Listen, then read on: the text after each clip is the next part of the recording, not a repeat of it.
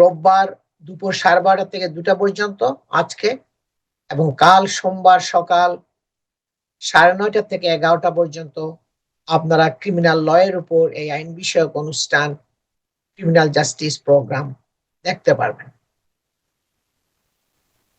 2002 সালে আমি আজাম and co সলিসিটরস farm প্রতিষ্ঠিত করেছি। দীর্ঘ প্রায় 25 বছর ধরে আমি শুধু ক্রিমিনাল ল এর উপরে প্র্যাকটিস করে আসছি।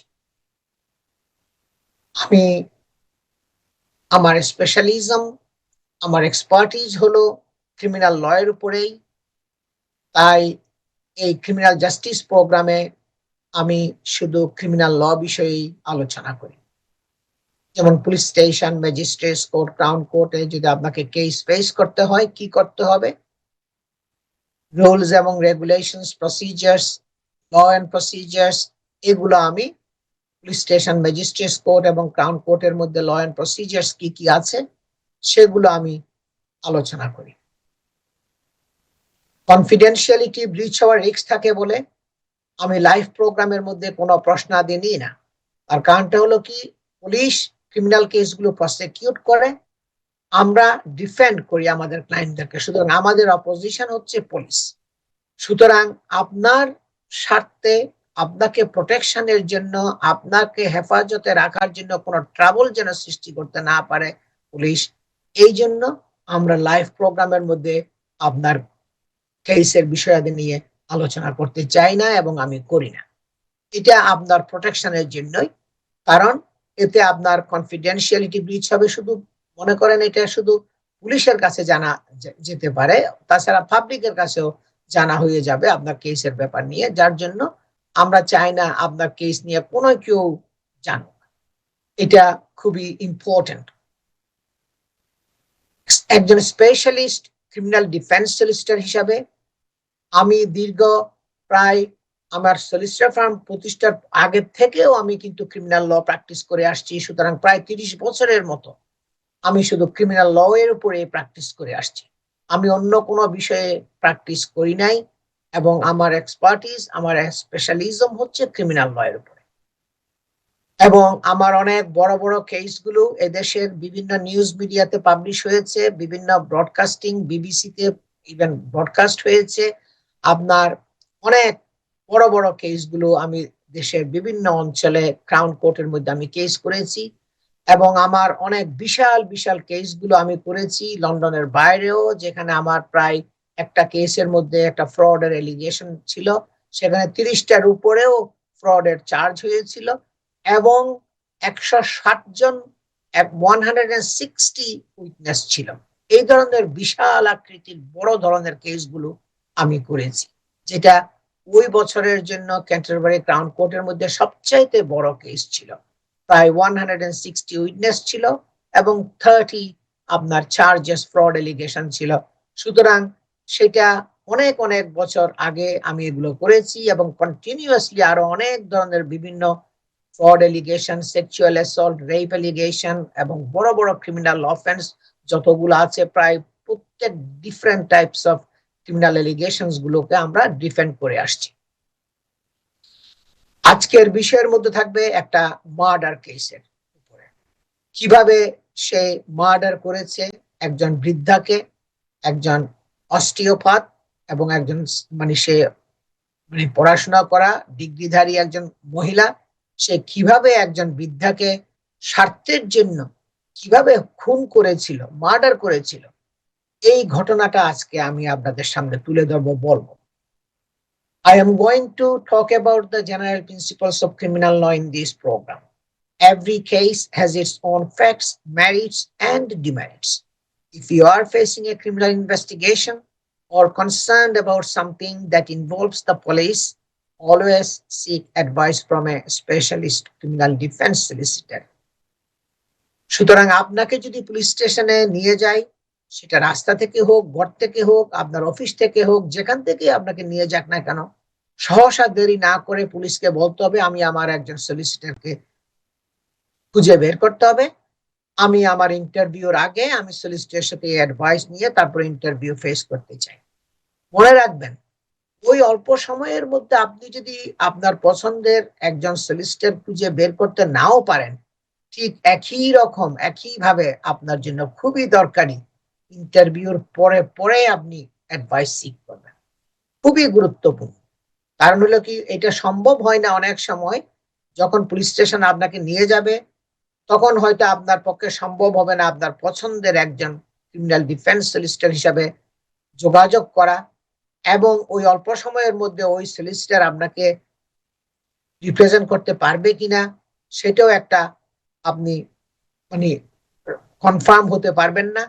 কিন্তু আপনার সবসময় যেটা মনে করতে হবে, রাখতে হবে, পুলিশ স্টেশন থেকে বের হওয়ার সাথে সাথেই আপনাকে খুঁজে বের করতে হবে 2-1 দিনের মধ্যেই, যে আপনার ভাষাভাষী, আপনার সাথে কমিউনিকেট করতে পারে মতো, আপনার সাথে বসে মিটিং করতে পারে মতো, সময় দিবার মতো কোন সলিসিটর আছে কমিউনিটির মধ্যে, আপনাকে সেটা খুঁজে বের। এটা আপনি খুবই কম সংখ্যক সলিসিটররা ভেরি মুষ্টিমেয়, আপনার বাংলাদেশিদের মধ্যে প্রায় সবাই আপনার ইমিগ্রেশন ল করে। আমি আজকে ক্রিমিনাল ল প্র্যাকটিস করে আসছি, সে সেন্ট্রাল লন্ডনে আমার অফিস, এবং আমি দীর্ঘ 30 বছর ধরে এই শুধু ক্রিমিনাল ল এর উপর প্র্যাকটিস করে আসছি। সুতরাং আপনারা যোগাযোগ করতে পারেন, আমরা চেষ্টা করব আপনাকে মানে বুঝার জন্য আপনার কেসটা কি এবং সবগুলো শুনে আপনাকে গাইড করার জন্য। আমার বক্তব্যগুলো আমি বাংলায় এবং ইংরেজিতে মিশিয়ে বলার চেষ্টা করব, যাতে সবাই বুঝতে সুবিধা হয়।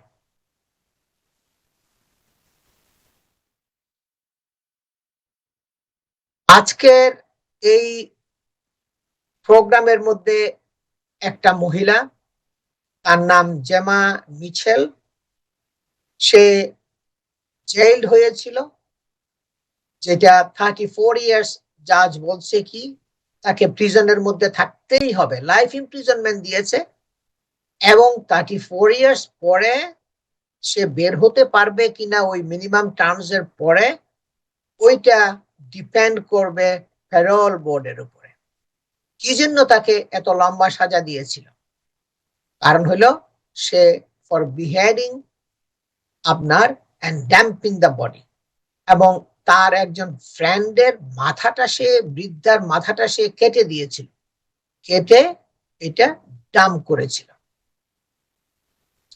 এবং 27 অক্টোবর 2022-তে তাকে কনভিক্টেড করা হয়েছিল মার্ডারের জন্য।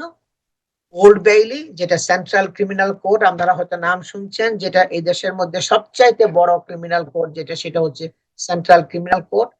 ওই কোর্টে তাকে মার্ডারের জন্য কনভিক্টেড করা হয়েছিল, এবং পরে তাকে লাইফ ইমপ্রিজনমেন্ট দিয়েছিল সেন্ট্রাল ওল্ড বেইলি থেকে, এবং বলা হয়েছিল তাকে মিনিমাম 34 ইয়ার্স থাকতে হবে, ওর পরে ছাড়া হবে কিনা সেটা নির্ভর করবে প্যারোল বোর্ডের উপরে। সংক্ষেপে হচ্ছে এই মহিলার বয়সটা 38 ইয়ার্স, সে ব্র্যান্টে, নর্থ ওয়েস্ট লন্ডনের ব্র্যান্টের বাসিন্দা, এবং সে আরেকজন চাইনিজ মহিলা, 67 ইয়ার্স ওল্ড মহিলা, তাকে আপনার মার্ডার করেছিল, এবং যেটা আপনার টেলিভিশনের মধ্যে দেখানো হয়েছিল এই দেশের বড় বড় আপনার নিউজ মিডিয়ার মধ্যে, বিবিসি এবং সব জায়গায়, স্কাই নিউজ, সব জায়গায় এটা এই কেসটাকে দেখানো হয়েছিল। আজকে আমরা জাজের ওই স্পিচটা, জাজ তাকে শাস্তি দেওয়ার আগে কি কি কথাগুলো বলছিল, ওই শাস্তি দেওয়ার জন্য কি সিদ্ধান্তে এইভাবে উপনীত হওয়ার জন্য কি রিজন গুলো দিয়েছিল, তার রিজনিং গুলা, তার সেন্টেন্সিং রিমার্কস গুলো আজ আমরা আপনাদের কাছে শোনাবো। আমি কন্ট্রোল রুমকে রিকোয়েস্ট করছি, আপনারা প্লিজ জাজের স্পিচটা এখন প্লে করেন। As to the circumstances in which she met her death, as has no doubt been explained to you by your counsel, the only sentence which the court can impose for murder is one of life imprisonment, but I am required to fix a minimum term which you must serve in any event before you would be eligible to be considered for parole. Whether or not you will be released at the end of the minimum term will depend on the view taken by the parole board at that time as to whether you continue to represent a danger to other members of the public. I am in no doubt whatsoever, and your counsel realistically acknowledges it, that this was a murder done for gain, and as such, pursuant to Schedule 21 of the Sentencing Act 2020, the starting point must be one of 30 years imprisonment, a figure which falls to be adjusted according to the mitigating and aggravating features of the case, which is a topic to which I shall return. You are now 38 years of age. You have one minor previous conviction for breach of a non-molestation order, which arose in a domestic context. I propose to ignore that and to treat you as a woman of effective previous good character. You are clearly a highly intelligent woman, having obtained first-class honours in 2006 in human sciences from King's College, London, and then gone on to qualify as an osteopath. You went to live and work in that capacity in Australia, returning to live here with your mother in 2015. You lived together in a large property in North London, and the two of you decided to add an upper floor to the house. This proved to be your undoing. You and your mother paid a total of £230,000 to two builders, one of whom evidently cheated you, and you were thereby exhausted of a large part of your resources, but the work remained substantially unfinished, and the house was left without a roof and covered in scaffolding. Meanwhile, you met the victim in this case through the church, sometime it would appear in 2020. She, like you, was a very devout Christian, and it is clear from the hundreds of phone messages that passed between you over a period of several months right up to the time of her death, and which featured in the evidence in the trial, that you became very close. She was 67 years of age and of Malaysian origin. She was a woman of some means, and the evidence showed that she was extremely generous. Unfortunately, she had a history of serious mental illness, having been diagnosed some years ago with paranoid schizophrenia, and she had spent some months as an inpatient at a mental hospital. Shortly before you killed her, she had suffered a relapse and, against her will, had been put on antipsychotic medication. As such, and as you well knew, she was particularly vulnerable, both mentally as well as physically, and the jury saw from the CCTV evidence how in the days before her death she walked with difficulty, needing to hold on to the arm of her lodger as she did so. The messages that passed between the two of you showed that she was very well aware of your problems with regards to the house and was proactive in attempting to help you. This culminated in her offering to give you £200,000 to spend on the house, an offer, however, which she withdrew a few days before you killed her, which I am sure is what led you to do what you did. On the morning of the 11th of June of last year, you set off early from your home address, taking with you a large suitcase, which it was evident from the CCTV was either empty or had very little in it. You went by public transport to her address and you stayed there for over 5 hours. When you emerged from the property, it was clear. দর্শক, আপনারা শুনছেন জাজের speech. উনি একের পর এক fact গুলো বলে যাচ্ছিলেন কিভাবে তাকে হত্যা করা হয়েছিল। ইসজেমা jailed for life with minimum term of 34 years. এবং জাজ বলছে কি, sure she killed victim over house repairs. আপনারা শুনবেন জাজের স্পিচগুলো, জাজের কথাগুলো, যে হাউস রিপেয়ারের উপরে একটা তাকে প্রমিস করেছিল একটা পয়সা দেওয়ার জন্য, এবং সে পয়সাটা যেহেতু দেয় নাই, যার জন্য সেই বৃদ্ধাকে হত্যা করেছিল। Life sentencing begins as judge says killing was murder for gain. যেহেতু তোমাকে 200,000 পাউন্ড দেয় নাই সে, এই জন্য তুমি মার্ডার করেছো। Murderer dumped her friend's headless body in woodland. একটা জঙ্গলাকীর্ণ জায়গার মধ্যে, উডল্যান্ডের মধ্যে, আপনার যেখানে আপনার এই আগাছা উঠে এরকম উডল্যান্ডের মধ্যে তার মাথাটাকে কেটে ডাম্প করেছিল। A murderer has been jailed for 34 years in England's first televised sentencing of a woman today. টেলিভিশনের মধ্যে যেটা দেখানো হয়েছিল যে তাকে 34 বছরের জেল সাজা দেওয়া হয়েছিল। She dumped her headless body more than 200 miles away in order to inherit hundreds of thousands of pounds. তার বডিটাকে কেটে আপনার একটা উডল্যান্ডের মধ্যে আপনার থ্রো করেছিল, শুধু ইনহেরিট করার জন্য তার সম্পদগুলোকে, এই লোভে। The 67 years old remains were found in woodland in Salcombe, Devon on 27 last of 2021. June 2021 এর 27 তারিখে তার মাথাটা বিচ্ছিন্ন বডির থেকে মাথাটা আপনার পাওয়া গেছে ডেভনের মধ্যে।